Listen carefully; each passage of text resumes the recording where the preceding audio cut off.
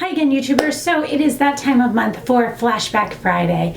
And yes, I have changed my setting, my backdrop. You will be seeing this mostly for like hauls, flashbacks, favorites, reviews, and then Face of the Month will still be in the other room. And any clips of me doing whatever, demoing whatever the product is will still be in the other room as well. So I might bounce back and forth. But if you haven't watched my haul video, I had gotten a new camera lens. I have now since added 2 more lights in the front and then took the lights that were there and moved them to the side and turned off the light up top. So let me know what you think of that. I think the lighting is better and definitely more true to what it should be. And I added a mic, so hopefully that'll help out too. And so on to the Flashback Friday. So Flashback Fridays are always fun for me. I flashback 4 years into the past, and this is going to be a flashback to 2012. We're just getting into 2016, so 4 years back will be 2012 for me. 2012 was a fun year. It was an interesting year. I'm really actually excited to flashback throughout this year to these videos because January was really the first month that I started talking about being pregnant, and I was pregnant with MJ, and I was only 3 months in. I had 6 months to go. It was the first month I showed my bump, which really wasn't anything because I had 6 months left to go. But I think it's going to be really fun to see those videos for me because when you're in it, you don't see the changes as much, but looking back now, I can see the changes, so it's kind of cool. So I'm really excited to start watching these as the months come up and see how they are. I will post the link for that below. But with that being said, that month, one of my first favorites was Origin Skincare. And the reason that was one of my favorites was because of the fact that I had been using Perricone MD for quite some time before that. However, when I found out I was pregnant, I had to change my skincare up. I couldn't use a lot of the different items that were in there. A lot of the products had retinols and different things that you weren't supposed to be using while you're pregnant. So I did dive into Origin Skincare, and I used it for quite some time. I would say even after I was done with the pregnancy and done with breastfeeding, I did continue to use those products for quite some time. And if you followed me since then, I have bounced all over the board with skincare and tried all kinds of different things. But I really did love Origins for quite some time. But with that being said, I am now at a stage where I have been in love with and using medical grade skincare. And the brand that I have been using is Obagi, and it is the new Derm line. And this is what it looks like. This is just one of the items. It comes in a whole set. They have really nice, very, very easy to control how much product you get. Squeeze bottles, really, really great product. I have seen such a difference in my skin since I started using this. And a lot of people go, oh yeah, but I don't want to go to a dermatologist to get a prescription, to get, you know, medical grade skincare, this, that, and the other. You don't have to. There is another YouTuber here, Brianna Stanko. I will post her link below, as well as her website. She and her husband own a website called Premier Look, and you are able to get these through her directly without the prescription, which is awesome. You don't have to go somewhere and get it. It shows up to your door within a couple days. It's just awesome. I absolutely love their website. It's quick shipping too. Even the free shipping was super quick. But I absolutely am loving this stuff. I don't know, maybe now with the new lighting and the new camera and more, this lighting is more true. I feel like you guys are seeing way more too with this camera lens. So let me know, but the skincare is awesome, awesome. It is pricey, but it is well worth it. The next thing that I loved was the Chanel Vita Lumiere foundation. And funny, again, interesting story. They had replaced that was when they replaced Pro Lumiere with, what was that called? What was the other one? They still have the other one. I didn't like it. I don't know, sorry, can't remember the name, but I didn't like whichever one it was, and I went to return it, and I gave this a try, and it is the Chanel Vita Lumiere Aqua, and it is the ultra light skin perfecting sunscreen makeup with broad spectrum SPF 15. This is what it looks like. This is what I have on today. I purposely put this on to see if I still loved it as much as I remembered, and I really do. It's funny how we lose track of items like that. This is not that same bottle, obviously, but I have since bought them. I have it in the color 30 beige, and another funny little thing about this product was this is what I wore when I went to the hospital.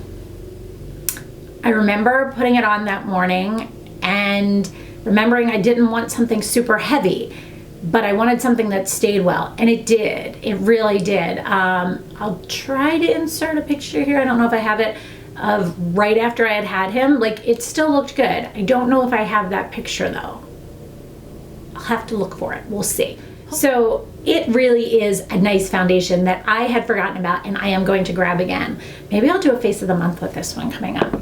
Next thing I said I was loving was the MAC Studio Care Blend Powder. And I remember getting this because I had had Studio Fix for years and years and years. And then I had MSF Naturals, and I really liked those. Somebody told me about this Care Blend. They were like, oh, it's great. I remember getting it. I remember loving it. And then it was just too similar to the MAC MSF Natural. So I never repurchased the Studio Care Blend. Sorry, I have to keep looking at the name of that. I forget it and it's written down. But the MAC MSF Natural, Mineralized Skin Finish, I always seem to go back to these and like these. So this is the most recent packaging. I think it used to be clear. It is a dome, you can see here. Mine actually has a little bit of a divot in it because I do use it quite frequently. I have this in the color medium. I actually used it today to set under my eyes. I like it for that. And sorry if you were hearing a snowblower. We are in the middle of a blizzard and I figured I would get some videos done, but the snowblower is going to. So sorry if there's background noise. The next thing that I talked about was a blush from MAC called Frankly Scarlet. And this is it here. I know, it's scary. It's pretty, it's scary, but it is a very, very, very pretty blush. It is actually, again, I grabbed for it and I put it on. It is what I have on today. I used it with more of a stippling style brush. So it was able to just stipple on and give you that, and I mentioned that in the video too, so that's why I made sure to do that today. And it really just kind of gives you a nice winter flush. It kind of gives you that went outside in the cold and came back in type of look without having to go outside in the cold.